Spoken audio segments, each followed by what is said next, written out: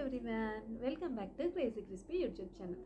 ఈరోజు టాపిక్ అయితే చాలా ఇంట్రెస్టింగ్గా ఉండబోతుందండి. అంటే నాకు అనిపించింది, నా పర్సనల్ ఫీలింగ్ అయితే నేను మీ అందరితో షేర్ చేయాలని చెప్పి అయితే ఈ వీడియో చేస్తున్నాను. ఇప్పుడు ప్రెసెంట్ యూట్యూబ్ ఓపెన్ చేయగానే ట్రెండ్ అవుతున్న టాపిక్ ఏంటి అని అంటే అఘోరీ అండి. నిజంగా మీలో ఎవరికైనా అనిపించే ఉంటే నాకు కనుక ఖచ్చితంగా కామెంట్ చేయండి. అఘోరీకి హైప్ ఇస్తున్న వాళ్ళు ఎవరైనా సరే అది కరెక్ట్ అని కనుక మీకు అనిపిస్తే నాకు కామెంట్ చేయండి. నాకైతే అస్సలు కరెక్ట్ అనిపించలేదండి. ఈ టాపిక్ గురించి నేను వీడియో చేయాలి అని కూడా అనుకోలేదు. ఎందుకు అనంటే నేను ఛానల్ స్టార్ట్ చేయక ముందు నుంచి అఘోరీ అనే టాపిక్ నడుస్తుంది. కానీ ఇప్పుడు ఇస్తున్న వాళ్ళకి అఘోరీకి ఇస్తున్న హైప్ అనే కానీ, లేకపోతే తన మీద వస్తున్న కంప్లైంట్స్కి రెస్పాండ్ అయ్యే విధానం కానీ నాకు నచ్చలేదండి అస్సలు. కాబట్టి నేను ఈ వీడియో చేస్తున్నాను.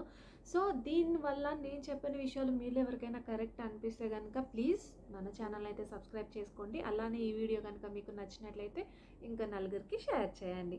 అలానే మీ ఫీలింగ్ ఏదైనా సరే మన వీడియో కంప్లీట్గా ఎండ్ వరకు చూసిన తర్వాత మీ అభిప్రాయాన్ని నాకు కామెంట్ రూపంలో తెలియచేయండి. లేట్ చేయకుండా అయితే టాపిక్ స్టార్ట్ చేసేద్దాం. అఘోరీ అండి, ఇప్పుడు ఎక్కువగా వినిపిస్తున్న పేరు. అఘోరీ అన్న వ్యక్తి సిటీలోకి ఎంటర్ అయినప్పటి నుంచి జరుగుతున్న ఇష్యూస్ అన్నీ కనుక లైన్గా చూసుకుంటే నాకు అసలు తను ఒక హైప్ ఇవ్వాల్సిన వ్యక్తి కాదు, అతను రెస్పెక్ట్ తీసుకోవడానికి అర్హత లేని మనిషి అని అయితే నాకు అనిపించింది. అది ఎందుకు అనేది కూడా నేను కొన్ని ఎగ్జాంపుల్స్ చెప్తాను మీకు.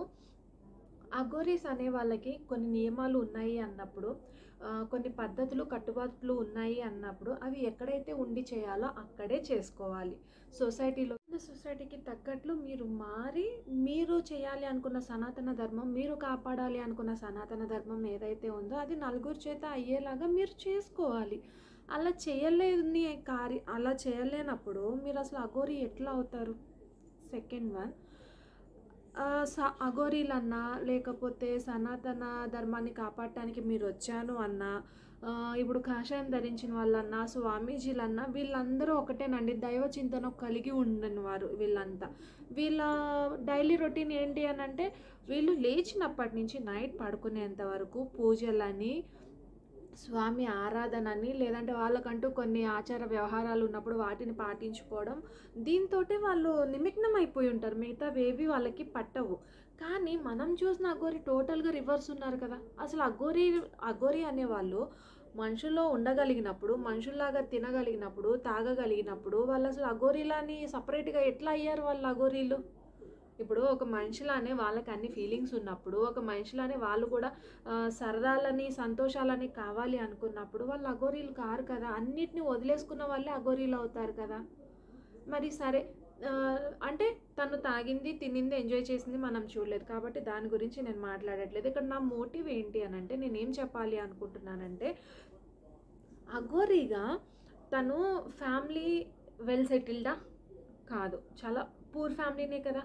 సో తను ఏమన్నా బాగా చదువుకొని ఏమన్నా జాబ్స్ చేశాడా? అఘోరీలో కలవడానికి ముందు ఏమన్నా ఇన్కమ్ అనేది సంపాదించి దాపెట్టుకున్నాడా? లేదు కదా. వాళ్ళు సర్వస్వం వదిలేసుకొని మాకేమీ వద్దు, మాకు దైవారాధన ఉంటే చాలు అనుకొని వెళ్ళిపోయిన వాళ్ళే కదా. అలా వెళ్ళిన వాళ్ళు ఏం చేస్తారు? కొంతమంది గురువులని కలుస్తారు, కొంతమంది అదే పనిలో కొన్ని సంవత్సరాల నుంచి నిమగ్నమై ఉన్న వాళ్ళని కలుస్తారు. కలిసి ఏం చేస్తారు? వాళ్ళ దగ్గర నుంచి వీళ్ళు కొంచెం అనేది నేర్చుకుంటారు. దైవ చింతన అని నేర్చుకున్నప్పుడు, దైవారాధాన్ని వాళ్ళు దానిలోనే ఉన్నప్పుడు అసలు ఈ అఘోరీ అని చెప్పుకొని ఇప్పుడు సొసైటీలో తిరుగుతున్న దానికి లక్షల క్యాష్ ఎక్కడి నుంచి వస్తుంది? తనకి ఎవరిస్తున్నారు అంటే ఇప్పుడు ఎవరైతే వర్షిని అన్న అమ్మాయిని ట్రాప్ చేశాడో అట్లా ఎవరైనా డబ్బున్న వాళ్ళని ట్రాప్ చేసి అతను మనీ అనేది సంపాదించగలుగుతున్నాడా? అతనికి అసలు మనీతో పనేముంది? లక్షలు అతని దగ్గర ఎట్లా వచ్చి ఉంటున్నాయి? దీని మీద కదా ప్రతి ఒక్కరు ఫోకస్ చేయాల్సింది. ఇదంతా వదిలేసి అఘోరీ అమ్మ ఎందుకు అంత హైప్ ఇచ్చేస్తున్నారు? నాకు అర్థం కావట్లేదు. ఏముంది? మాయలు ఉన్నాయా? మంత్రాలు ఉన్నాయా? లేకపోతే వచ్చే అగాంతం ఏమన్నా రాకుండా చేస్తున్నాడా? అంత అవసరం ఏముంది? నా రిక్వెస్ట్ వల్ల ఒకటేనండి, సొసైటీలో హైప్ అండ్ ఒక అటెన్షన్ పొందాల్సిన వ్యక్తి అయితే అఘోరీ అన్న వ్యక్తి కాదు. అతను చేసే పని నిజంగా అంత కరెక్ట్, అంత జెన్యూన్ అయితే అతనితో పాటు ఇంకో 10 మంది ఉండేవారు. కానీ ఎవరైతే కాషాయం ధరించిన వాళ్ళు ఉంటారో, ఎవరైతే ఈ దైవ చింతనలో మునిగిపోయి ఉంటారో వాళ్ళు మనుషులతో కలిసి అస్సలు ఉండలేరు. వాళ్ళు అట్లా ఉండగలిగే వాళ్ళైతే వాళ్ళు అసలు ఆ ఫీల్డ్‌లోకి వెళ్ళరు. దేవుడిని మాత్రమే ధ్యానించాలి. అఘోరీలని, స్వామీజీలని, శివారాధన చేసేవాళ్ళని ఇట్లా ఎవరు వెళ్ళరండి. కానీ అట్లా వెళ్ళారు అంటే వాళ్ళన్నిటిని వదిలేసుకున్నట్లే. కానీ వర్షిణి అన్న అమ్మాయిని ట్రాప్ చేసిన విధానం మాత్రం చాలా హర్టింగ్ అనిపించిందండి నాకు. సంథింగ్ తనేం చిన్నపిల్ల కాదు, తనకి కొన్ని తెలుసు. ఎందుకు వెళ్ళిందన్న సిచ్యువేషన్ అయితే మనం ఎవరం గెస్ చేయలేము. కానీ ప్లీజ్ వర్షిణి లాంటి ఆడపిల్లని ఎవ్వరు కూడా ఎగ్జాంపుల్గా తీసుకోకండి. దానివల్ల నష్టమే కానీ లాభం అయితే కొంచెం కూడా ఉండదు. మిమ్మల్ని చిన్నప్పటి నుంచి కన్నీ పెంచిన తల్లిదండ్రులు ఎంతో బాధని, క్షోభని అనుభవిస్తున్నారు. పిల్లల్ని కన్న తల్లిదండ్రులకి మీ తరపు నుంచి ఎలాంటి సుఖం లేకపోయినా పర్లేదు, కానీ బాధపడే క్షణాలని మాత్రం అస్సలు తీసుకురాకండి. ఎందుకు అనంటే తల్లి, తండ్రి, గురువు, దైవం అంటారు. ఎవరైనా సరే ఫస్ట్ చెప్పే మాట, ఆ దేవుణ్ణి మనం చూడలేము, కానీ మన కళ్ళ ముందు ఉన్న తల్లి, తండ్రి దైవంతో సమానం. వాళ్ళని బాధ పెడితే మాత్రం చాలా పెయిన్ అనుభవించాల్సి వస్తుంది ఎవరైనా సరే. తల్లిదండ్రుల్ని మంచిగా చూసుకోండి, చక్కగా వాళ్ళతోటి ఉండండి. మీ అభిప్రాయం, మీ ఫీలింగ్స్, మీకు ఇట్లాంటి ఒక ఇంటెన్షన్ వచ్చినప్పుడు తప్పు ఒప్పు పేరెంట్స్తో షేర్ చేసుకోండి. వాట్ ఈజ్ వాట్ అని వాళ్ళు మీకు ఎక్స్ప్లెయిన్ చేస్తారు. దాన్ని బట్టి మీరు డెసిషన్ తీసుకోండి. కానీ సొసైటీలో ఇవ్వాలా దేనికి హైప్ ఇవ్వాలి, దేనికి హైప్ ఇవ్వకూడదు, ఏది చూపించాలి, ఏది చూపించకూడదు అన్న ఇదైతే ఎవ్వరికీ లేదు. వాళ్ళ పర్సనల్ యూజెస్ కోసం జరిగేవి మొత్తం అయితే తీసుకొచ్చి పెట్టేస్తున్నారు సొసైటీలో.